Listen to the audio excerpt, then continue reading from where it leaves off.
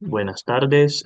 Empezamos entonces el seminario de Miguel Muñoz, que es doctorando en la UNED, y nos va a presentar sobre both sets of logics and the collapse arguments.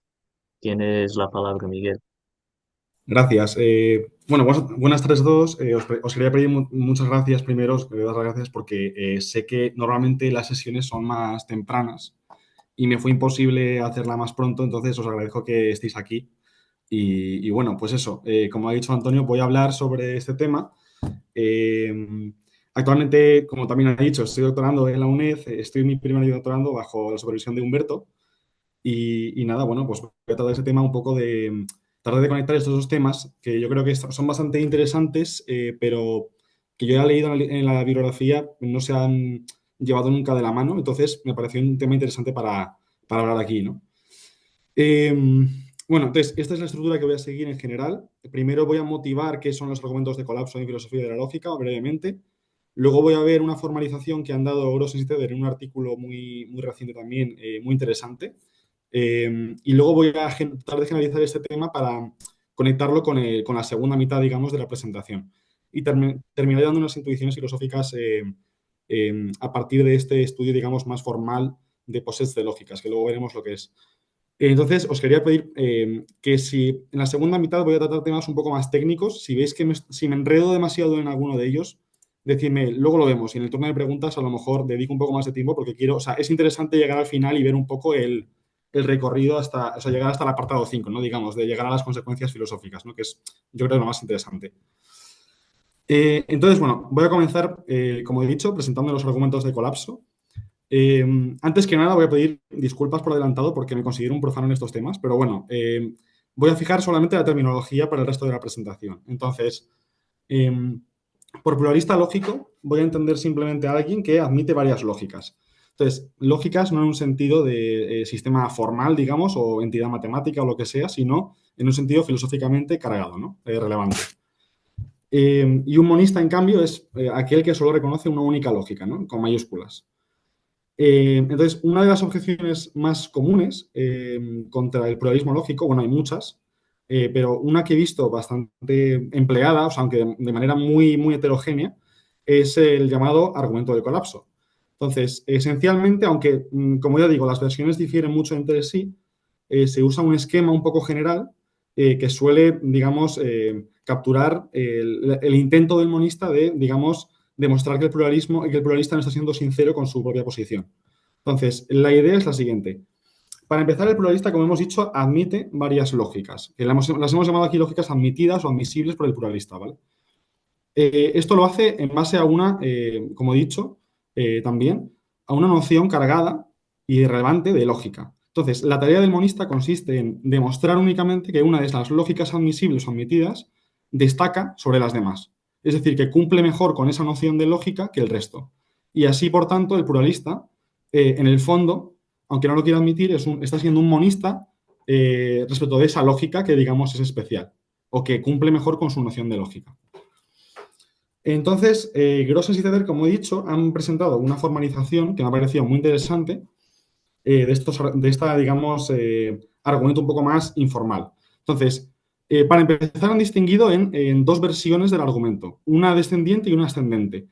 Y estas dos versiones se diferencian básicamente por la noción de lógica que es protagonista en cada uno de los dos, ¿no? Entonces, en la primera versión, que es la ascendente, se la atribuyen a Reed y básicamente aquí la noción de lógica es, digamos, el objetivo de la lógica consiste en caracterizar patrones de razonamiento correcto. Entonces, si tomamos esta idea, o sea, si el pluralista basa su pluralismo sobre esta idea de lógica, sucede que, dirá el monista, que el objetivo de la lógica, ¿por quién se cumple mejor? Pues se cumplirá mejor por la lógica más poderosa. Esto todo es un sentido, digamos, ambiguo de la palabra, ¿vale? No lo hemos formalizado todavía, pero es la lógica más fuerte. ¿Por qué? Por el mero motivo de que será capaz de caracterizar más patrones de razonamiento correcto y por tanto será una mejor lógica que el resto de las lógicas admitidas por el pluralista. Y por tanto el pluralista estará comprometido con esta lógica como su lógica preferida. La versión descendente, que se la atribuyen a Bill, es básicamente una dualización de esta, pero hay que tener cuidado porque la noción de lógica que en este caso se trata difiere de la anterior. Entonces, aquí el objetivo de la lógica se asume eh, consiste en ser la ciencia más universal y, por tanto, aplicable a cualquier tipo de dominio, etcétera, etcétera. O sea, sé que hay muchos detalles filosóficos aquí, pero esta es un poco la idea, digamos, el núcleo de la idea. Entonces, sucede que el objetivo de la lógica, según esta lectura, se cumple mejor por la lógica más aplicable de todas las que el pluralista exhibe. Es decir, de todas las lógicas que él defiende como lógicas verdaderas o legítimas, la más aplicable de todas ellas, de nuevo esto es una noción muy informal, pero bueno, es relevante, es la que él va a preferir, en el fondo, la que va a destacar de alguna manera sobre las demás, ¿no? Y por tanto, el pluralista es un monista respecto de esta lógica, ¿no? Estos son un poco los dos argumentos con los que voy a lidiar el resto de la presentación, que como he dicho, bueno, son un análisis preliminar de los argumentos de la objeción del colapso, ¿no? Que he dicho que es una objeción un poco heterogénea en general. El siguiente paso, que dan Grossi y Ceder, porque no se quedan allí, dicen que existen asunciones que están ocultas en estos argumentos y que sin ellas estos argumentos del colapso no funcionan, ¿vale? Pero antes de ello lo que hacen es primero formalizar estos argumentos, es decir, formalizan la noción de lógica, digamos, más poderosa o la lógica más general y lo hacen de la siguiente manera. Entonces, primero recordemos que es una lógica tarskiana en un lenguaje fijo, ¿no? Es decir, fijamos una asignatura cualquiera y definimos una relación que es transitiva, es reflexiva y es estructural, en el sentido de que si tenemos una inferencia válida y aplicamos una sustitución a ambos lados de la inferencia, seguimos obteniendo una inferencia válida, ¿vale? O sea, siempre que, por ejemplo, enviemos una variable proposicional a cierta constante, etcétera, y lo hagamos eso, o sea, tenemos básicamente un homomorfismo del conjunto de fórmulas en sí mismo, seguimos teniendo una inferencia válida, ¿vale? Entonces, si ahora nosotros consideramos esta relación de orden, es decir, la relación de orden que está inducida por la mera relación de extensión entre dos lógicas, porque recordemos, al estar en el mismo lenguaje, todas ellas son, digamos, subconjuntos de este conjunto de aquí, entonces se pueden ordenar por inclusión sin ningún problema como conjuntos. Entonces, podemos considerar, como Grossi y Ceder hacen, esta relación de orden y resulta que tiene buenas propiedades desde el punto de vista pues, del orden, porque podemos calcular, siempre que tengamos, por ejemplo, dos lógicas, sabemos calcular su, digamos, ínfimo respecto a este orden, que llamaré a partir de ahora MIT, porque, bueno, por terminología, la terminología usual, ¿no? Y también el supremo, el join, ¿no? Y con esto, lo que hacen Grossi y Ceder es formalizar esta idea, digamos, intuitiva de ser lógica más poderosa o más general, ¿vale? Ahora veremos a continuación cómo quedan los argumentos formalizados con esto. El argumento ascendente queda de la siguiente manera. Bueno, la premisa esta se mantiene, entonces el objetivo de la lógica aquí se cumple mucho mejor por el join respecto a este orden de todas las lógicas admitidas por el pluralista y por tanto el pluralista es un monista respecto de esta lógica join, ¿vale? Cuidado porque el join no es la mera unión, o sea, el join de dos lógicas tarskianas en el mismo lenguaje es la menor lógica tarskiana en el mismo lenguaje que contiene ambas, es decir, que extiende ambas a la vez. Y bueno, el argumento descendente, ¿cómo queda? Pues esencialmente el dual del anterior, como ya dije antes. Es decir, en vez de considerar el join, consideramos el mid o el ínfimo, ¿vale? Y en este caso sí que, o sea, sí que coincide con la intersección, ¿no? Que es un poco lo que nos diría la intuición. Entonces, el siguiente paso consiste en detectar la asunción esta oculta de la que hablan los dos en su artículo. O sea, hay varias maneras de atacar el argumento del colapso desde el punto de vista del pluralismo lógico, ¿no? O sea, Grossi y Ceder quieren atacar el argumento del colapso y ya está la opción de o bien negar una de las premisas del argumento o bien negar que la implicación es cierta, la implicación se da. Entonces, ellos lo que hacen es básicamente decir, bueno, el argumento original no funciona porque faltan premisas, buscan cuál es la premisa que falta, pero luego niegan esa premisa. Es decir, esa es la premisa que van a negar, ¿vale? Es un poco su razonamiento, entiendo yo, para ir un poco en contra del pluralismo, ¿vale? O al menos en contra del uso de los argumentos de colapso como argumentos relevantes contra el pluralismo. Entonces, la asunción oculta, como decía, ¿cuál es? Pues es básicamente que la familia de las lógicas admitidas está cerrada bajo joins y bajo mits en el orden que hemos visto antes. Esta es la asunción oculta, que vamos a llamar símbolo de exclamación en el resto de la presentación. Y entonces, ¿qué hacen ellos? Ahora, como hemos dicho, han detectado una nueva premisa y ahora quieren argumentar que esa premisa es falsa en general. Es decir, quieren encontrar situaciones plausibles para el pluralista lógico en las que este pluralista rechace esa premisa. Entonces, dan varios ejemplos en su artículo. Ahora resumo aquí unos cuantos. Por ejemplo, demasiado poder expresivo es algo malo. Es decir, si tenemos dos lógicas tarskianas en el mismo lenguaje, el pluralista puede admitirlas sin ningún tipo de problema, pero puede ocurrir que su join dé la lógica trivial. Es decir, esta lógica trivial de aquí, me refiero, es la lógica que relaciona básicamente cualquier conjunto de fórmulas con cualquier fórmula. Es decir, es una lógica, digamos, explosiva, ¿no? Se demuestra todo. Entonces, se puede ver cómo un pluralista podría aceptar dos lógicas, por ejemplo, aquí pongo este ejemplo de aquí, se podría entender cómo el pluralista puede aceptar dos lógicas y considerarlas como admisibles, pero al calcular su join obtiene una lógica que parece que no es una lógica en un sentido tan legítimo, ¿no? Diríamos, porque es una lógica que no tiene ningún tipo de, bueno, intuitivamente no tiene ningún tipo de utilidad, ¿no? Práctica. Hay más motivos. Por ejemplo, un pluralista lógico puede estar interesado en lógicas que verifican una propiedad fija. Por ejemplo, la propiedad de la disyunción, como dicen los Teder, no se mantiene bajo Mitz y joins en el orden anterior. Entonces, si un pluralista, por ejemplo, admite como lógicas legítimas dos lógicas que verifican esta propiedad, pero al tomar Mitz o joins esta propiedad falla, las lógicas resultantes, al tomar ínfimos o supremos, no son lógicas admisibles para él. Entonces, el argumento no es cierto, o sea, no aplica. Y finalmente, el caso dual del primero, demasiado demasiado poco poder expresivo es malo. Podemos tener dos lógicas cuya intersección sea la lógica trivial, en este caso la pequeña, me refiero, que es la lógica que solo relaciona conjuntos de fórmulas con fórmulas que pertenecen a ese conjunto de fórmulas. Entonces, bueno, hasta aquí digamos que es el argumento de tal y como lo han dejado Grossens y Teder. Entonces, la cuestión ahora es si se puede generalizar. Entonces, aquí la pregunta es, por ejemplo, ¿qué pasa con el pluralista si él quiere tener como lógicas admisibles la lógica S5, por ejemplo, y la lógica de Lukasiewicz? Entonces, son dos lógicas que están formuladas en diferentes lenguajes. Entonces, en este caso no disponemos de una noción, o sea, la noción de extensión de antes, la noción de orden dada por Grossens y Teder, no aplica, porque no estamos en el caso de lógicas tarskianas en el mismo lenguaje, estamos en diferentes lenguajes. Es decir, esto es básicamente lo que extraemos de esta situación. Es decir, que nos gustaría poder comparar lógicas en diferentes lenguajes. Y nuestro claim más filosófico es que esta noción de traducción entre lógicas, que es la única que podría, digamos, comparar lógicas, como digo, formuladas en diferentes asignaturas, es la que nos puede dar otra formalización, una formalización alternativa de las ideas, digamos, informales de los argumentos del colapso originales. Es decir, así como Grossens y Teder han, digamos, capturado la noción de ser más débil que o ser más fuerte que, para lógicas en el mismo lenguaje, pues hacer lo mismo con esta idea de, digamos, de traducciones entre lógicas, ¿no? Y bueno, también hay motivos matemáticos y filosóficos para hacer esto. Los matemáticos, bueno, pues a lo mejor estamos interesados, por ejemplo, en estudiar la relación entre poder expresivo de una lógica formulada en un lenguaje y una lógica formulada en un reducto de ese lenguaje, por ejemplo. Y filosóficos, bueno, los motivos filosóficos son más delicados porque aquí mi idea es más que se podría intentar argumentar que cuando interpretamos una lógica dentro de otra, es decir, cuando tenemos una traducción en un sentido relevante de la palabra, de una primera lógica en una segunda, la primera lógica se puede, digamos, como se puede interpretar dentro de la segunda, como que la segunda es más fuerte que la primera, ¿no? Que esto tampoco es una idea muy chocante, pero nos permite un poco justificar esta idea de que la noción de traducción puede servir para aplicar en este caso y formalizar en este caso las nociones protagonistas de los argumentos del colapso, ¿no?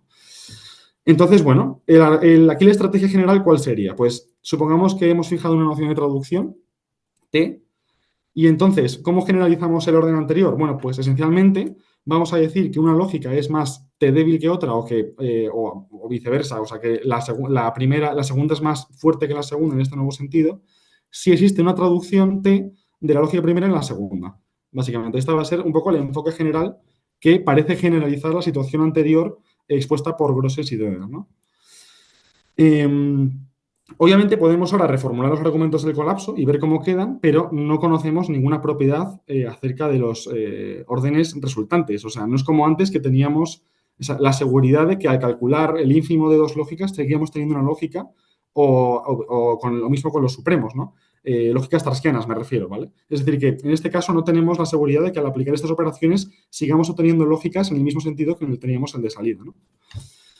Y aquí es donde reformulamos ahora los argumentos del colapso para una noción fija de traducción y también donde vamos a ver ahora cómo funciona, bueno, no vamos a ver cómo funciona, sino he añadido la premisa oculta de Grossens y Teder para que veáis un poco cómo, digamos, la idea que ellos tienen del argumento completo de colapso. Entonces, el ascendente es este. Esencialmente, vemos que es esencialmente lo mismo de lo de antes, cambiando la noción de orden, ¿no? Para esta general y añadiendo el enunciado símbolo de exclamación que asegura que la familia de las lógicas admitidas está, en este caso, join cerrada respecto del orden correspondiente. ¿Vale? Este es el argumento completo, tal y como lo han pensado Gross y Teder, como ellos argumentan que debería ser para que pudiera funcionar, ¿no? Y lo mismo con el descendente, que como he dicho antes es sencillamente dualizar el anterior, pero bueno, con cuidado porque digamos que la primera premisa en ambos argumentos cambia sustancialmente, ¿no? O sea, estamos hablando de diferentes nociones de lógica, pero bueno. Entonces, llegados a este punto, pasamos ahora a la segunda mitad de la presentación. Voy a ver un poco de agua. Vale. Entonces, ahora la idea consiste la idea es la siguiente, el esquema de la presentación. Acabamos de ver los argumentos del colapso se pueden formalizar de una cierta manera, ¿no? Y hemos visto una idea intuitiva para generalizar esa, digamos, esa exposición formal de los argumentos del colapso. Entonces, ahora la cuestión consiste en conectarlos, como el título asegura que vamos a hacer en esta presentación, con los poses de lógicas, ¿no? Entonces, ahora falta, digamos, la segunda componente principal de esta charla. Para motivarlos un poco más, digamos, informalmente, quería hacer un área de motivación histórica. Entonces, esencialmente, este tema de los posets de lógicas proviene del área de la lógica algebraica, pero más concretamente del álgebra universal. O sea, la motivación inicial aquí viene de un estudio del álgebra universal. Entonces, el álgebra universal, esencialmente, lo que se encarga de estudiar es clases de álgebras, esencialmente, y propiedades generales de esas clases de álgebras. Entonces, Maltsev demostró una serie de teoremas muy importantes en su época que permitían caracterizar propiedades puramente algebraicas de clases de álgebras, ¿vale? Es decir, por ejemplo, tenemos una clase K de grupos y queremos ver cuando cada elemento de esa clase de grupos verifica cierta propiedad puramente algebraica, ¿vale? Entonces, Maltsev solo demostró que era equivalente a comprobar una serie de condiciones sintácticas, es decir, qué pasaba con cierto término. Por ejemplo, esto es una condición de Maltsev, ¿no? Entonces, esto dio lugar, dado que estas condiciones de Maltsev resultaron ser herramientas muy útiles para caracterizar básicamente propiedades, ya digo, relevantes desde el punto de vista algebraico, esto resultó en una jerarquía de las condiciones de Maltsev, básicamente. Entonces, se comparaban las diferentes propiedades de las condiciones de Maltsev, se comparaban entre sí para ver su poder expresivo relativo. Entonces, en el lado de la lógica algebraica, algo similar sucedió, ¿no? Entonces, aquí básicamente, a raíz de la definición de Bloch y Pigozzi de lógica algebraizable, empezaron a darse una serie de resultados, una serie de caracterizaciones de clases relevantes de lógicas en este nuevo, digamos, desde el punto de vista de la lógica algebraica, por ejemplo, lógicas protoalgebraicas, equivalenciales, finitamente equivalenciales, truth equational, etcétera, en términos también de, digamos, propiedades sintácticas. Entonces, esto motivó la pregunta de si había una noción bien definida de lo que se llamó una condición de Leibniz. Se llamó así porque digamos, a la jerarquía de estas lógicas, que se conocía más o menos cómo se relacionaban entre sí en cuanto a poder expresivo, ya digo, estas clases de lógicas, se llamaron condiciones de Leibniz. Entonces, la pregunta era si había algo similar, como en el caso de Maltsev, algo puramente sintáctico que caracterizara estas clases de lógicas. Ejemplo de propiedades sintácticas, bueno, pues esta, por ejemplo, de aquí, que caracteriza las protoalgebraicas, si no recuerdo mal. Entonces, es un ejemplo de condición de Leibniz, ¿no? Entonces, la solución a esta, digamos, comparación entre las dos jerarquías fue dada por Ramón Jensen y Tommaso Monaschini cuando definieron una relación de interpretabilidad entre lógicas. Y esto dio lugar a lo que se llama el pose de todas las lógicas. Entonces, ¿por qué he motivado todo esto? O sea, ¿cómo se conecta esto, al menos tentativamente, con lo anterior? Bueno, resulta que en este estudio de la interpretabilidad entre lógicas nacieron tres nociones de traducción entre lógicas. Entonces, antes he dejado abierta, digamos, he dejado únicamente el template, por así decirlo, el esquema, de cómo poder generalizar, dada una noción de traducción T, los argumentos del colapso. Entonces, ahora la cuestión es buscar candidatos para esta noción de traducción. Y resulta que a partir de este estudio del POSIT de todas las lógicas, nacen tres candidatos posibles a noción de traducción. Bueno, os miento un poco porque la primera noción, la de Wick, la traducción Wick, no son un verdadero candidato, como ahora veremos, pero la voy a introducir porque digamos que la exposición de estas tres tipos de traducciones son escalonadas. Entonces, la tengo que introducir primero porque sin ella no tendríamos luego las traducciones interesantes, ¿no? Entonces, como ya digo, las traducciones Wick, ¿qué son? Bueno, pues La traducción weak es un objeto meramente combinatorio. O sea, básicamente tenemos dos lógicas, ¿vale? En diferentes lenguajes. Entonces, una traducción weak de la primera y la segunda es simplemente una aplicación que manda términos en términos y que respeta la aridad, ¿vale? O sea, sé que aquí he puesto más cosas y tal, o sea, diferentes símbolos. En general, con esto me refiero al conjunto de, digamos, al lenguaje asociado a la lógica y esto al conjunto de términos.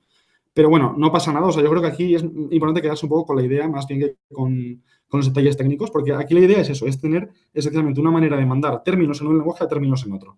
Y ya está. Pero claro, no se mandan de cualquier manera, se tiene que respetar la aridad. Por ejemplo, no podemos mandar una negación a una disyunción, porque ahí falla algo, ahí se rompe un poco, digamos, la intuición de que consiste una traducción, ¿no? Un poco. Entonces, obviamente podemos definir ahora nuestra relación, que he dejado antes, digamos, con ese esquema, como decía, abierta, pues podemos definir en este caso que una lógica es más débil que otra si solo sí hay una traducción weak de la primera y la segunda. Claro, problema de este enfoque, que la traducción weak no es un objeto que codifique ningún tipo de información semántica. Me explico. Vamos a coger, por ejemplo, un ejemplo que es trivial. Tenemos la lógica intuicionista y la lógica clásica, ¿vale?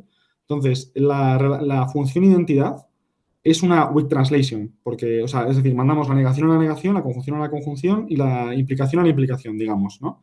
Eso es una weak translation porque se respeta la aridad y todo funciona bien. Pero claro, supongamos que ahora mandamos la negación a la negación para que se respete la aridad, pero mandamos la conjunción a la implicación y la implicación a la conjunción. Entonces, en ese cruce acabamos de intercambiar dos términos que desde el punto de vista de las weak translation, eso sigue siendo una weak translation, pero para nosotros no es una traducción en el sentido de lógica, porque luego queremos que esa traducción lógica respete algo, respete teoremas, respete inferencias, es decir, algún tipo de información semántica. Y entonces, al mandar la conjunción o la implicación a la conjunción y viceversa, eso parece que se rompe, porque no estamos codificando nada, o sea, no estamos, solo estamos respetando la aridad, pero eso no codifica nada, ¿no? Pero bueno, esta noción de traducción, como ya decía, es esencial para entender las siguientes, porque nos permite dar la siguiente definición, que también es un poco técnica, pero bueno, os voy a decir un poco la idea general con la que hay que quedarse, o sea, no hay que leer todo lo que pone en la diapositiva, lo he puesto un poco incluso para mí, eh, pero básicamente si tenemos ahora una traducción weak de la primera lógica en la segunda, ¿vale? Y tenemos ahora un álgebra en el lenguaje de la segunda lógica, ¿no? En el lenguaje de la lógica de llegada. Muy bien. Es decir, que esto dicho de otro modo significa que sabemos cómo interpretar en ese álgebra símbolos del segundo lenguaje. Pero también sabemos mandar símbolos del primer lenguaje en símbolos del segundo lenguaje. Y en el segundo lenguaje sabemos interpretarlos. Por tanto, ¿cómo interpretamos símbolos del primer lenguaje? Pues primero los mandamos con la traducción al segundo lenguaje y luego los interpretamos. Entonces, esto es básicamente la definición de traducción del álgebra. Es decir, esto es lo que se llama la traducción del álgebra a través de la weak translation tau, en este caso. Entonces, ¿qué hemos conseguido aquí? Hemos conseguido básicamente generar un álgebra del primer lenguaje a partir de un álgebra del segundo lenguaje. Entonces, en este sentido ya vamos viendo un poco cómo funcionan estas traducciones respecto de las álgebras que, bueno, desde el punto de vista de la lógica algebraica son, digamos, los correlatos a objetos semánticos de las lógicas, ¿vale? Entonces, vamos a poner un poco más de detalle en esto cuando vamos a hablar ahora de las LR traducciones. Entonces, para motivarlas del todo, aparte de esta noción de traducción weak y traducción de un álgebra, me hacen falta algunas definiciones de la lógica algebraica, pero bueno, voy a ir un poco rápido con ellas porque, o sea, luego en el turno de preguntas, si queréis, podemos hablarlas o verlas un poco más despacio. Básicamente ahora tomamos una lógica y tenemos un álgebra en el lenguaje de la lógica, ¿vale? Entonces, un subconjunto F de ese álgebra se llama filtro deductivo de la lógica en el álgebra, o sea, depende de la lógica del álgebra, si básicamente está cerrado bajo evaluaciones de inferencias de la lógica. Esto dicho de otro modo, si tenemos una inferencia y cogemos una evaluación cualquiera, que es decir, ¿qué es una evaluación? Pues una evaluación básicamente nos manda fórmulas del lenguaje en elementos del álgebra, sin más. Es decir, si nosotros, por ejemplo, en el caso de la lógica clásica, ¿no? Cuando nosotros tomamos una fórmula y la evaluamos con valores 0 y 1, eso es una valoración, básicamente. Pues en caso de que hagamos eso, resulta que si las valoraciones del conjunto de premisas son elementos designados, entonces también lo es la valoración de la consecuencia. Eh, entonces, en este caso, esta matriz, que se llama básicamente al par del álgebra con el conjunto F, se llama modelo de la lógica. Y normalmente, usualmente, este conjunto F viene a desempeñar el papel de valor designado, es decir, el valor de los valores que se preservan bajo inferencias, ¿no? Que esto, pues, en el caso de las lógicas multivaloradas, pues ya sabemos que no tiene por qué ser siempre el valor 1 nada más, que se preserva bajo inferencias, ¿no? Vale, entonces, esto es, digamos, lo primero. Ahora definamos la siguiente relación de equivalencia, ¿vale? O sea, como ya digo, los detalles técnicos no importan mucho, me importa un poco más los resultados.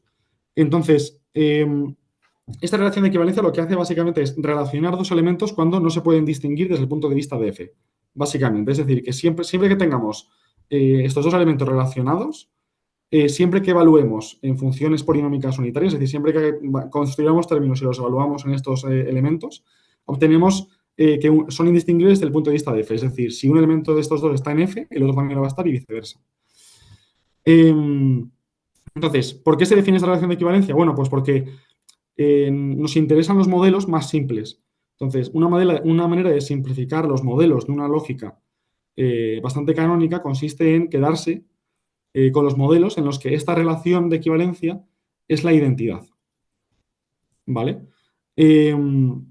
Entonces, en este caso, bueno, ¿por qué se llama la relación bueno, esto se llama el modelo, en este caso se dice que los modelos son Leibniz reduced.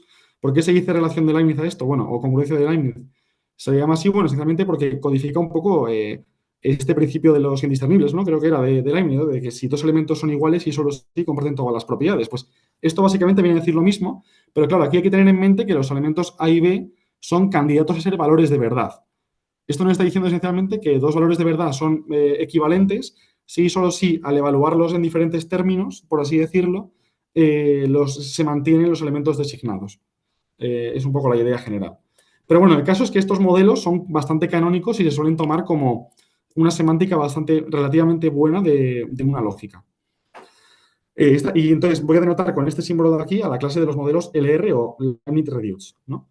Entonces, ahora, ¿qué es una LR traducción? Porque todavía no lo he tocado ese tema. Bueno, pues básicamente si tenemos dos lógicas en diferentes lenguajes, o sea, eso nos da igual, son tarskianas, eso sí. Una LR traducción básicamente es una traducción WIC que preserva modelos LR bajo traducciones. Es decir, siempre que tengamos un modelo LR de la segunda lógica, al aplicar la traducción de ese modelo, que básicamente es coger el par resultante de la traducción del álgebra y el mismo conjunto, recordemos que la traducción de un álgebra y el álgebra original comparten el mismo universo, solo se diferencian de cómo interpretamos los términos en ellos. Entonces, la matriz resultante, digo, también es un modelo LR de la primera lógica.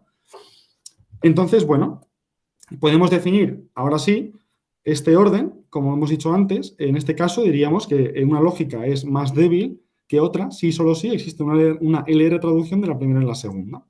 Y esto da lugar a lo que se llama la jerarquía estricta de Leibniz, que ha sido estudiada también por Almeida y Pinto, creo que se llama. Pero bueno, el caso es que nosotros nos vamos a centrar en el tercer tipo de traducciones, que son las traducciones SR. Entonces, como antes, vamos a necesitar una serie de, digamos, herramientas técnicas. Para empezar, ahora ya sabemos lo que es un modelo de una lógica.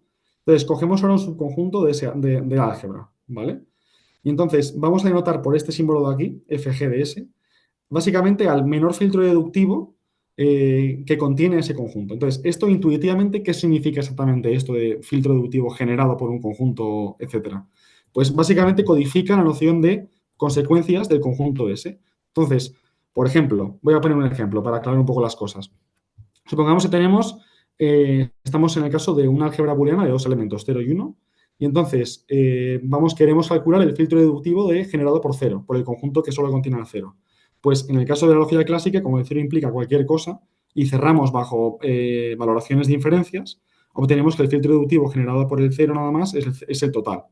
Y el filtro deductivo generado por el 1 nada más solo es el 1, porque del 1 solo se sigue el 1 en la lógica clásica. Es decir, de la verdad solo se sigue la verdad, ¿no? Entonces, esta es un poco la idea.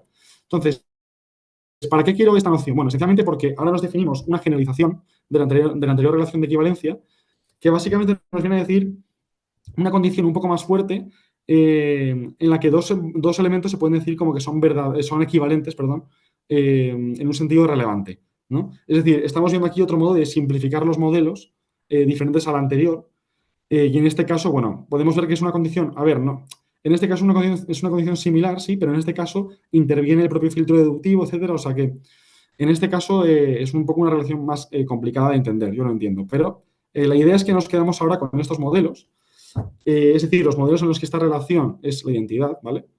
Y estos modelos, ¿por qué nos quedamos con ellos? Porque normalmente en la perspectiva de la lógica algebraica, estos son eh, los modelos canónicos que se suelen asignar una lógica. Es decir, son modelos bastante, que se portan bastante bien, son bastante homogéneos relativamente, y son los modelos que normalmente se asocian en una lógica, como clase de modelos, ¿no? Digamos, intuitivamente hablando, ¿no? Entonces, ¿qué es una SR traducción? Pues básicamente es lo mismo que una LR traducción, pero en vez de preservar modelos LR, se preservan modelos SR, básicamente. Entonces, bueno, obviamente aquí podemos de nuevo definir nuestra relación de orden y aquí hablamos de que una lógica es más débil que otra, si solo si hay una SR traducción de la primera en la segunda, y con esto obtenemos lo que se llama la jerarquía de Leibniz, ¿no? Que esto es lo que decíamos al principio, que ha sido presentado pues, por Jansani y Moraschini como una solución, una especie de unificación con el estudio de las variedades en álgebra universal. Entonces, bueno, ¿qué hemos visto hasta ahora? Pues hemos visto entonces que si cogemos, si entendemos por log, digamos, la clase de todas las lógicas tarskianas, independientemente del lenguaje, ¿vale? Hemos visto cómo hemos obtenido, digamos, esta clase ordenada según diferentes relaciones de orden. Entonces, ¿esta flecha qué significa? Significan estas flechas que toda LR traducción es una SR traducción y obviamente ambas, como hemos visto, por definición, son weak translation, es decir, son traducciones weak, ¿no? Entonces, como enuncié antes, nos vamos a quedar con las traducciones SR por el mero motivo de que se conoce muchísimo acerca de esta clase ordenada con esta relación. Entonces, ahora es cuando ya paso a ver un poco qué conclusiones interesantes se puede extraer de estos resultados o de estas propiedades del POSET SR, ¿vale? Entonces, bueno, una muy sorprendente es que en esta clase de lógicas los ínfimos de arbitrarios conjuntos existen, tal y como pasaba con el orden original de Grossin y Teders, ¿no? Existen, no son la intersección, cuidado, porque recordemos que no tenemos el mismo lenguaje, pero bueno, existen. Pero los joins finitos, incluso los binarios, dejan de existir. Es decir, que cuando calculamos el join, o sea, puede ocurrir, no es que siempre ocurra. Si tenemos dos lógicas tarskianas en diferentes lenguajes y hacemos su join, puede ocurrir que la lógica obtenida, bueno, la lógica obtenida ni siquiera está en nuestro POSET porque deja de ser tarskiana. Es decir, puede suceder eso perfectamente. Entonces, bueno, ¿qué podemos concluir de esto? Pues que el join de dos lógicas no es que no solo pueda que el pluralista pueda rechazarlo con un motivo filosófico, ¿no? De decir, por ejemplo, yo estoy interesado en tal propiedad y el join no la respeta, sino que ni siquiera es una lógica en nuestro sentido anterior, el sentido de partida, digamos, en el que estamos hablando, ¿no? Del sentido de lógica tarskiana. Entonces, la conclusión un poco simplificada es que el colapso ascendente es menos probable que ocurra cuando ordenamos las lógicas con esta noción de orden que el argumento descendente, ¿no? Y esto es curioso porque tenemos una especie de asimetría entre los dos argumentos, ¿no? Que bueno, que tampoco es tan sorprendente porque como dije y he dicho ya en varias ocasiones, cada argumento en verdad está peleando con una noción diferente de lógica o de objetivo de la lógica. Entonces tampoco es tan sorprendente que el comportamiento no sea del todo dual. Pero también es interesante porque este estudio nos puede también servir para arrojar un poco de luz sobre lógicas admisibles o admitidas, como decía al principio, por el pluralista lógico. Entonces, me explico. Una pequeña digresión. Una lógica, intuitivamente, yo lo llamo así, es fundamental si captura una parte esencial de nuestro razonamiento, ¿vale? Entonces, esto, que bueno, aquí ahora mismo no he definido nada, no he definido ni esencial ni fundamental, o sea, es una definición un poco extraña. Lo que quiero decir es que en el pose de estas lógicas, cuando lo ordenamos con la relación de orden SR, sucede que los MITs, es decir, los ínfimos, corresponden a una operación que nosotros podemos realizar cuando tenemos un conjunto de lógicas. Es decir, tenemos dos lógicas, podemos, en general, calcular su MIT y la lógica resultante es una lógica que se obtiene básicamente a través de una definición sintáctica. Es decir, es como una operación que podemos realizar para combinar lógicas. Entonces, parece muy interesante preguntarse qué lógicas no admiten una descomposición como MIT, es decir, que no se pueden expresar, digamos, con esta especie de producto, por así decirlo, de otras lógicas, ¿no? Entonces, estas corresponden a las lógicas MIT irreducibles, que se llaman, también primas, que eso es una noción un poco más fuerte, en este POSIT. Entonces, ¿qué es una lógica MIT irreducible? Pues básicamente, una lógica es MIT irreducible cuando no sucede que esta lógica sea equitraducible con el MIT, es decir, con el ínfimo de dos lógicas, pero a la vez ninguna de estas dos lógicas no sea equitraducible con esa lógica. Entonces, el comportamiento de estas lógicas es un poco como el comportamiento de los números primos, por así decirlo, ¿no? Es decir, no admiten una descomposición, salvo la trivial, digamos, ¿no? Entonces, ¿qué sucede? Que se conoce en este POSET un conjunto de condiciones que son suficientes para garantizar la MIT-irreducibilidad. Entonces, esto desde el punto de vista del pluralista, ¿por qué es interesante? Bueno, pues porque, como he dicho, las lógicas MIT-irreducibles son buenos candidatos a lógicas admisibles por el pluralista lógico, es decir, son atractivas, porque, bueno, al menos son fundamentales en el sentido, digamos, este que acabo de definir antes, un poco impreciso y difuso, pero son buenos candidatos. Eh, entonces, ¿qué sucede? Que incluso no solamente pasa eso, o sea, es decir, el pluralista no solamente puede comprometerse con todas las lógicas irreducibles si quiere, pero no es necesario, porque es como conocemos un conjunto de condiciones suficientes, sabemos que hay una subcolección de esas lógicas que sí o sí van a ser irreducibles y que tienen una serie de condiciones, digamos, más explícitas, así que se puede únicamente comprometer con esas lógicas.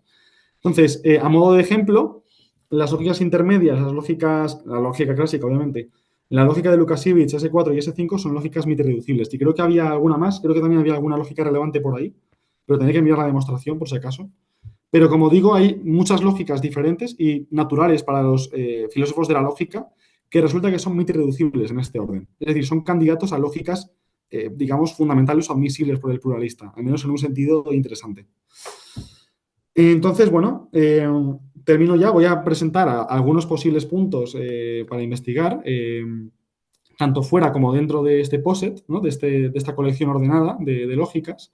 Entonces, si nos centramos ahora en lógicas ordenadas con esta relación de orden, la SR, parece natural preguntarse por un criterio general para la microreducibilidad, ¿no? de ciertas subcolecciones de esta clase. ¿Por qué? Pues porque es cierto que cuando nosotros nos restringimos, en vez de a todas las lógicas tarskianas en diferentes lenguajes, nos reducimos a una de estas clases, por ejemplo, de las lógicas finitamente equivalenciales o las lógicas protoalgebraicas, ahí pueden darse cosas, condiciones un poco más plausibles o más simplificadas para la microreducibilidad, ¿no? Entonces, en este caso también parece natural preguntarse si hay una caracterización en términos de sí, solo sí, de la microreducibilidad, es decir, en términos más explícitos, como decía antes, ¿no? Es decir, la microreducibilidad es una noción de orden, entonces no es muy informativa a nivel semántico, es decir, no nos dice ninguna condición equivalente que una lógica sea microreducible en términos de sus modelos, ¿no? O sea, sus modelos, digamos, intuitivamente los más naturales, ¿no? Entonces, eso es una pregunta interesante, por un lado. Por otro lado, también parece relevante preguntarse si hay algún tipo de criterio sintáctico. Entonces, esto sucede porque en el caso de las variedades sí que existe un tipo de criterio sintáctico que únicamente mira ciertas propiedades que verifica. Bueno, es verdad que es un criterio mixto, o sea, no es puramente sintáctico, sino también hace falta un poco de condiciones algebraicas, digamos, pero permite simplificar las condiciones algebraicas de las que hablaba antes considerablemente. Entonces, parece una buena pregunta preguntar si permite una traducción en el caso de las lógicas, ¿no? Y también, finalmente, si también es posible demostrar, como he dicho antes, que estas lógicas son como los números primos, digamos, algún tipo de teorema de factorización. Es decir, ¿se puede expresar toda lógica, es decir, en el sentido de que es equitraducible con un MIT de lógicas MIT irreducibles? ¿No? Eso es una buena pregunta. Entonces, desde el punto de vista de fuera de este POSIT, es decir, más allá de estos temas más técnicos, podríamos preguntarnos, esta pregunta me la hizo Humberto, de hecho, ¿qué pasa con las lógicas no tarskianas? Porque, por ejemplo, este año hemos estado estudiando, Humberto y yo, la lógica, bueno, de eso él la presentó el año pasado cuando hizo aquí la presentación, la lógica del lenguaje del discurso natural de Cooper. Y esa lógica es famosa porque, bueno, es interesante, es muy curiosa y es muy exótica porque no es estructural. O sea, porque Cooper únicamente permitía asignar el valor un medio, es una lógica trivalente, pero solo permitía asignar el valor un medio a enunciados, digamos, a implicaciones. Entonces eso rompía la estructuralidad por completo de la lógica. Es una lógica no tarskiana en nuestro sentido anterior. Entonces, la cuestión aquí es, ¿qué pasa con esas lógicas no tarskianas? Porque a lo mejor esa lógica no tarskiana, visto desde el punto de vista de nuestro orden, corresponde con, a lo mejor, yo qué sé, el ínfimo de dos lógicas o el supremo de dos lógicas. Y por eso ese supremo no existe, ¿no? Esto solo conecta un poco con las limitaciones que decía antes. Entonces, es un tema también muy interesante, pero parece también complicado porque, claro, la clase aumenta, ¿no? O sea, son lógicas no estructurales, en fin, o sea, la clase de lógicas que consideramos es más considerable. Luego también una pregunta muy interesante es estudiar nociones intermedias de traducción entre lógicas. Esto es curioso porque si añadimos, como dije antes, las nociones de traducción weak, no parece que tengan ningún tipo de preservación de información semántica. Pero si le añadimos una propiedad de sobreyectividad, o sea, no es del todo así, pero intuitivamente es únicamente una propiedad de la aplicación en sí, entonces sucede que estas aplicaciones sí que codifican una información semántica relevante. Entonces parece prometedor por este camino, pues estudiar qué pasa con estas traducciones, digamos, que están más cercanas o sea, son como más generales porque están muy cercanas al enfoque, digamos, meramente combinatorio de traducción, pero preservan un mínimo de información semántica, ¿no?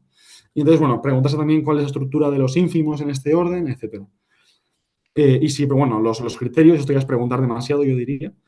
Luego también, desde el punto de vista más filosófico, a lo mejor preguntarse por lecturas alternativas de la premisa oculta. Es decir, ¿qué pasa, por ejemplo, con cadenas de lógicas admisibles? Es decir, por ejemplo, un pluralista que se compromete con lógicas forman una cadena, es decir, que están ordenadas, ¿no? Digamos, una detrás de la otra. Eh, entonces, en ese caso también merece la pena preguntárselo porque en ese caso puede que exista el join, en este caso, bajo ciertas condiciones, ¿no? Y también hay propiedades interesantes que ya se conocen también en el caso de cadenas descendentes, ¿no? De lógicas. O sea que me refiero que eso puede tener ciertas implicaciones también interesantes para ver qué condiciones de cierre podríamos imponer a las lógicas del pluralista, ¿no? Y también para terminar, pues estudiar nociones alternativas de lógica fundamental, como decía antes. Por ejemplo, en vez de lógicas MIT-irreducibles, pues lógicas completamente MIT-irreducibles que básicamente son una generalización. Es decir, siempre que tengamos un conjunto de lógicas, ¿no? Pongamos, y una lógica se pueda expresar como el ínfimo de ese conjunto, entonces la lógica pertenece al conjunto, ¿no? Por así decirlo. Entonces, en ese caso, generalizar un poco la noción de lógica MIT-irreducible también parece un buen camino, pero seguramente haya bastantes problemas técnicos también, ¿no? Entonces, bueno, eso ha sido todo. Y ahora, pues, en el turno de preguntas, pues pregúntame cualquier cosa y estaré encantado de responder. Así que, bueno, pues muchas gracias. Muchas gracias por la presentación, Miguel. Fue muy interesante. Abrimos ahora el turno de preguntas.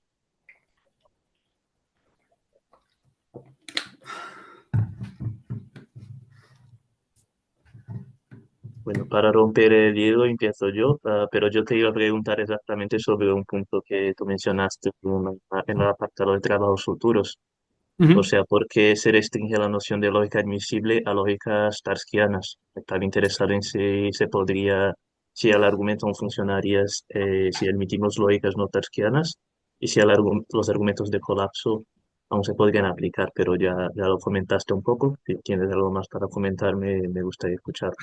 Pues, o sea, más que nada un poco lo que dije antes, ¿no? O sea, claro, cuando nos restringimos, claro, el argumento de colapso que estaba hablando antes, ¿no? Cuando lo he generalizado, digamos, estaba todo el rato hablando encubiertamente de lógicas tarskianas en diferentes lenguajes, pero tarskianas, eso sí, ¿no? Entonces, claro, el siguiente punto sería, digamos, hacer lo mismo que he hecho yo con los enteders, ir un paso más allá y decir, bueno, ¿y qué pasa en lógicas en general? Por ejemplo, ¿qué pasa cuando el pluralista lógico coge la lógica de Cooper que decía antes, de Humberto, y la selecciona como una lógica de las suyas, ¿no? De las, digamos, las legítimas, desde un punto de vista filosófico, ¿no?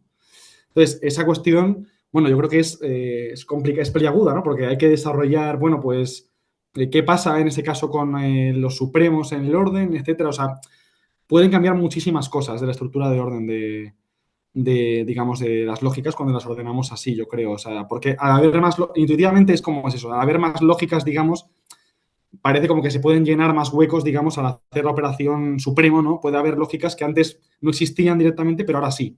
Entonces, ese es un poco el planteamiento que quería, digamos, ilustrar antes, ¿no? O sea, la opción al menos. Pero ya digo, esto requiere, o sea, un estudio técnico bastante elaborado. O sea, el estudio de Jansana y Moneskin, o sea, es denso, o sea, como el solo, pero bueno, parece interesante estas preguntas, ¿no? De relacionarlo un poco con más la filosofía de la lógica, ¿no? Que yo creo que son, no se tocaban hasta ahora, yo creo, tan directamente al menos.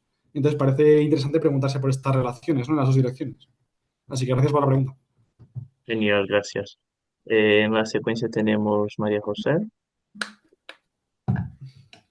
Gracias. ¿Hay alguna pregunta más? con la mano levantada, de momento no hay.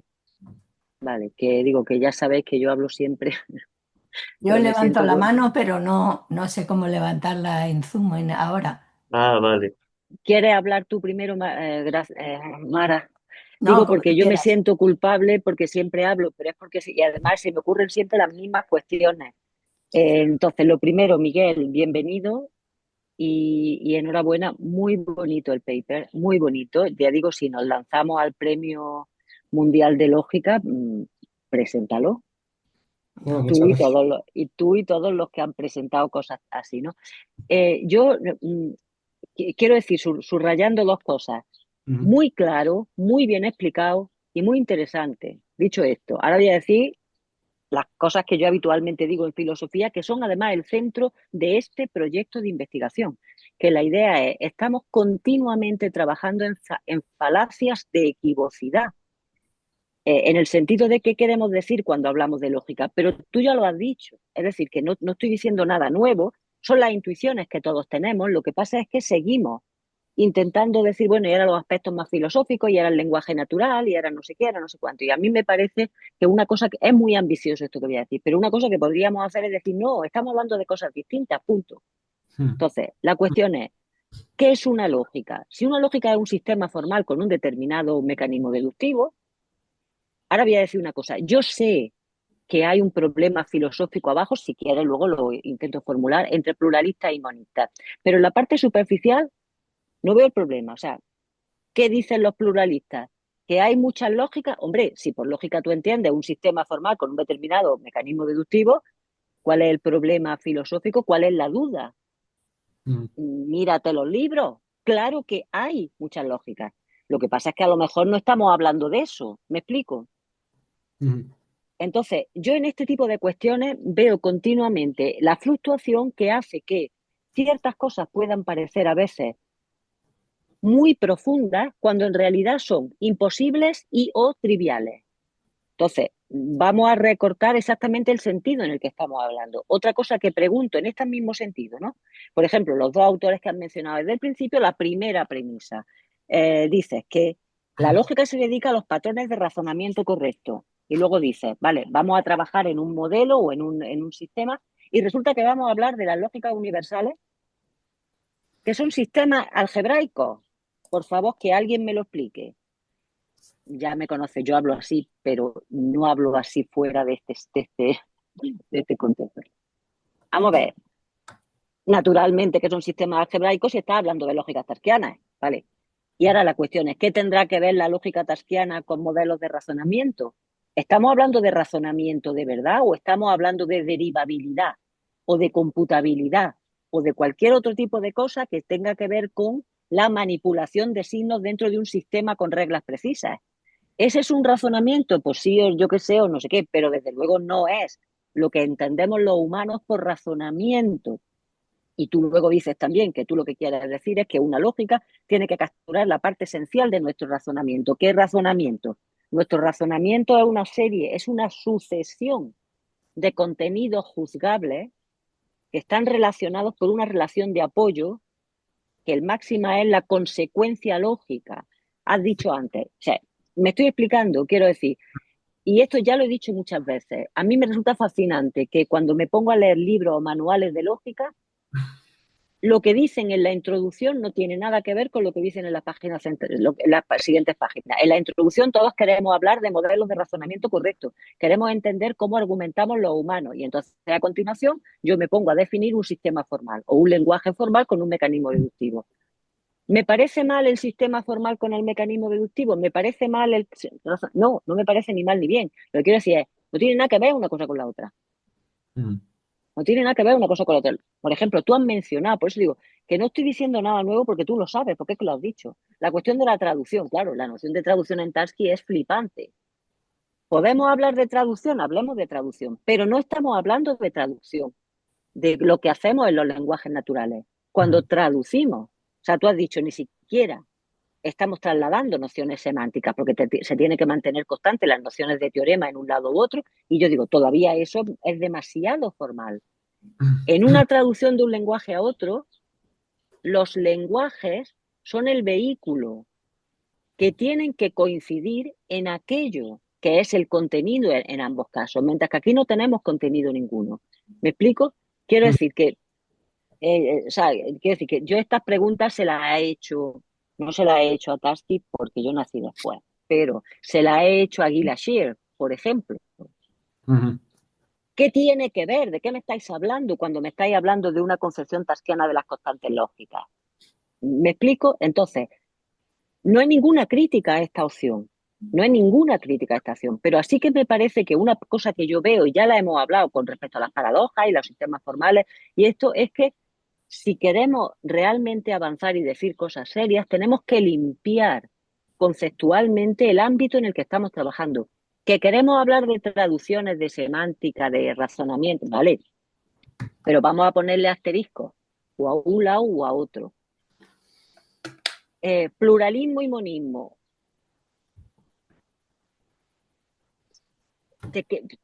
Tendrá que ver con la noción de consecuencia lógica o de validez que utilizas.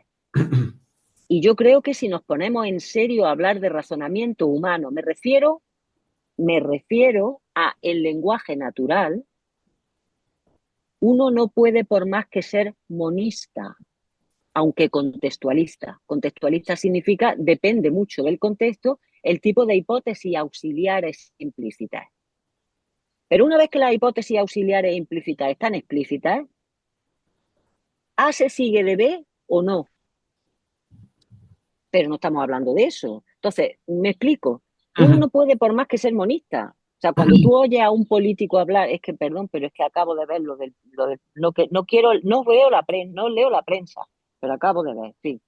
Tú oyes a un político hablar, tú sabes si el argumento es válido o no. Y sabes si comete una falacia. Y ahí no hay discusión. Pero otra cosa es que distintos sistemas de codificar relaciones sintácticas y relaciones de deducibilidad den resultados distintos, pero eso no tiene nada que ver con la consecuencia lógica. ¿Me explico? Sí, sí. Entonces, lo que quiero decir es, voy a terminar como empecé. Me ha gustado mucho tu trabajo, porque además lo he entendido, lo cual no está mal, porque yo no sé nada de esto. Lo he entendido, pero muchas veces discutimos estas cuestiones como si estuviéramos hablando de la misma cosa y no estamos hablando de la misma cosa. ¿Vale? Sí, contéstame lo que tú quieras, que no hace falta. No, muchas gracias.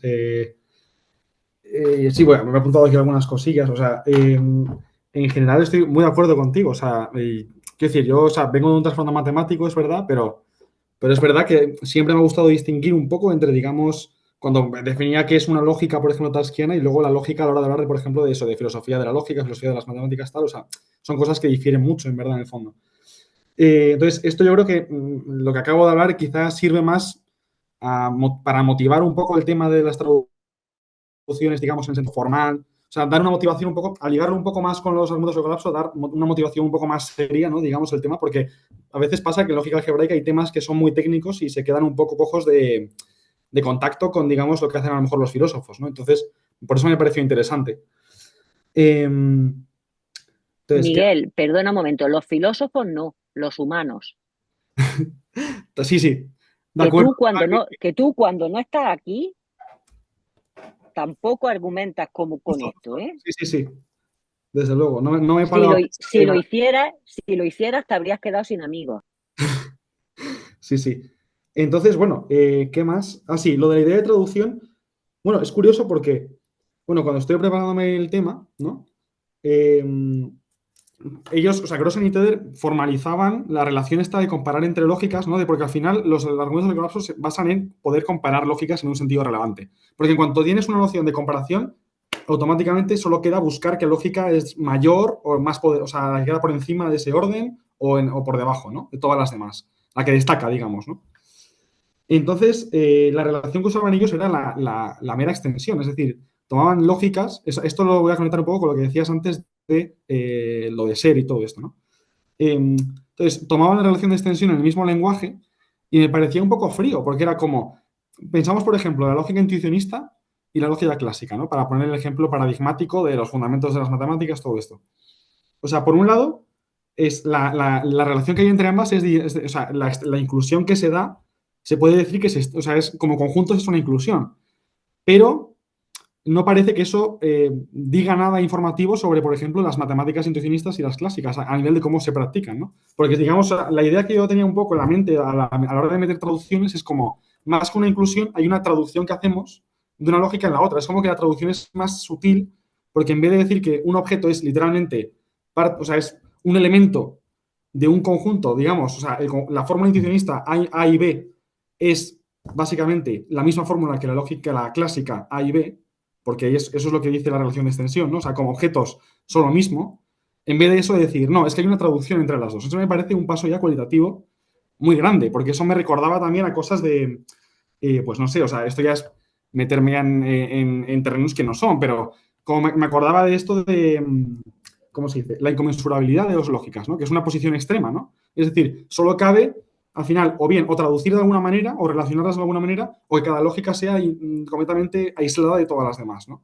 Entonces, por eso la relación de traducción me pareció interesante en un primer momento en comparación con el artículo este que decía de Grossen y Tedas, ¿no? El original.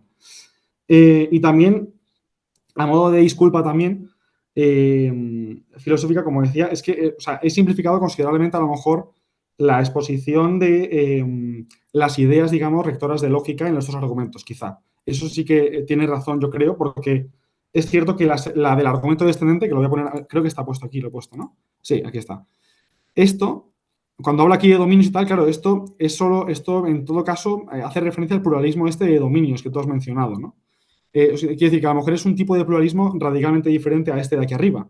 Entonces, ese tipo de cosas las he dejado un poco más de lado para centrarme más en las simetrías, ¿no? Entonces, entiendo que esas cosas, o sea, son un defecto de tal y como he presentado el tema. O sea, falta un poco más explicitar un poco las relaciones, digamos, más eso, más con el contenido verdadero de esos sistemas al final que usamos, ¿no? Entonces, bueno, no se me ocurre nada más, creo, para decirte, pero muchas gracias. Sí, sí, o sea, me has hecho recordar un poco algunas cosas que pensé cuando estuve redactando la presentación, así que, bueno, muchas gracias. En la secuencia tenemos Lana. ¿Hablo yo? A ver, Tú me... no. A ver, me gustaría saber cómo se relaciona este enfoque, pues con los enfoques típicos de traducciones entre lógicas, por ejemplo, los sistemas deductivos etiquetados de Gabay, la teoría de la correspondencia, la teoría de las categorías, que son en general pues los enfoques que yo considero mm, más informativos, de uno desde un punto de vista mucho más semántico, que sería la teoría de la correspondencia, otro que sería desde un punto de vista más estructural, que sería cuando utilizas teorías de las categorías, y otro que es más de naturaleza sintáctico, que sería el de Gabay y los sistemas deductivos etiquetados. Y por otra parte, como para mí no está claro qué se entiende por lógica tarskiana, entonces no sé si me sirven la teoría de tipos parcial híbrida y todas esas lógicas para intentar meterlas de alguna manera en esto que tú dices. Y ya está. Como preguntas, ya está. Muchas gracias. Muy interesante la pregunta, la verdad. O sea, de la parte que has mencionado de GABA y el enfoque categorial, solo te puedo decir que estoy más familiarizado con el enfoque categorial. Porque ahora mismo, de hecho, los que he mencionado, los autores que he mencionado antes que hablaban de la jerarquía, cuando he dicho Pinto y Almeida, creo, que son dos brasileños, creo, estaban trabajando en categorías de lógicas, o sea, generalizar esto muchísimo más y ya descentrarse en el punto de vista de teoría de categorías y relacionar lógicas, pero claro, lógica siempre en un sentido de la lógica algebraica.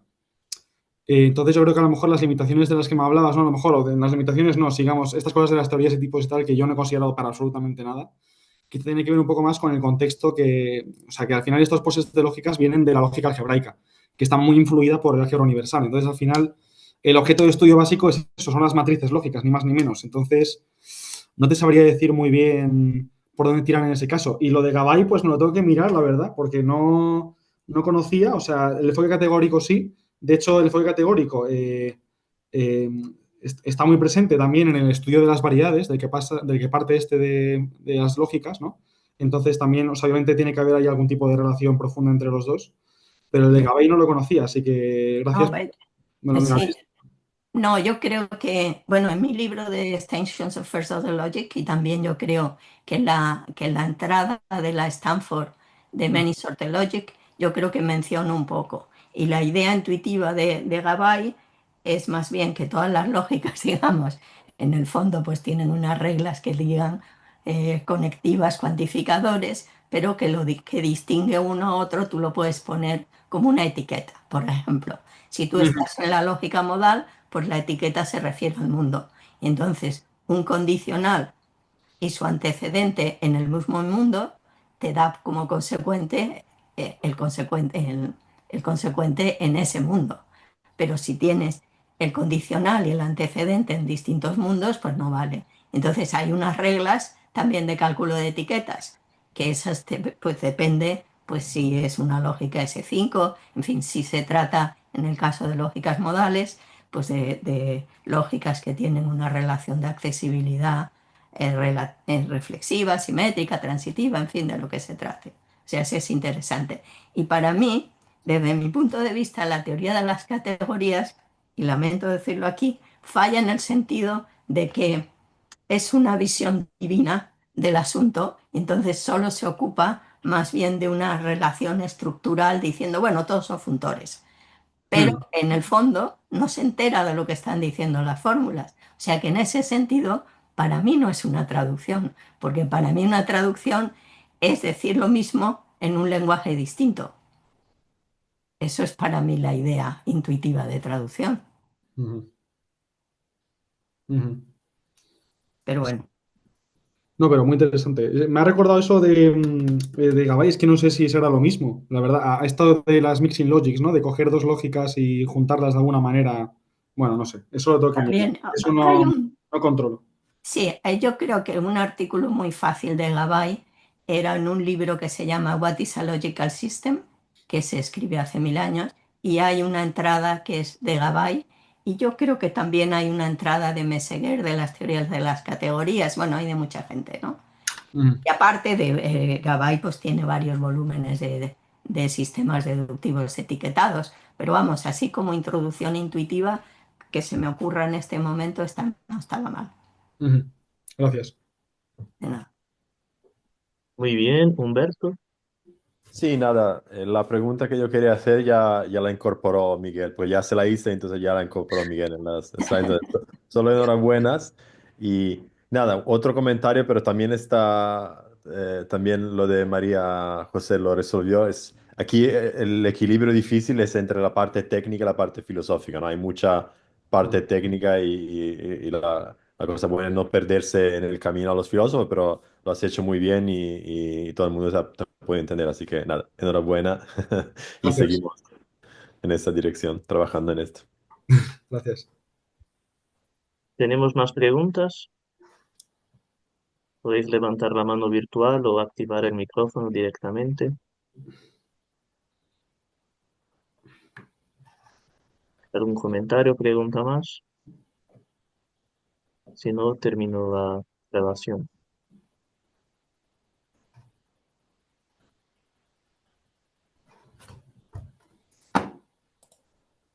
Detengo la grabación.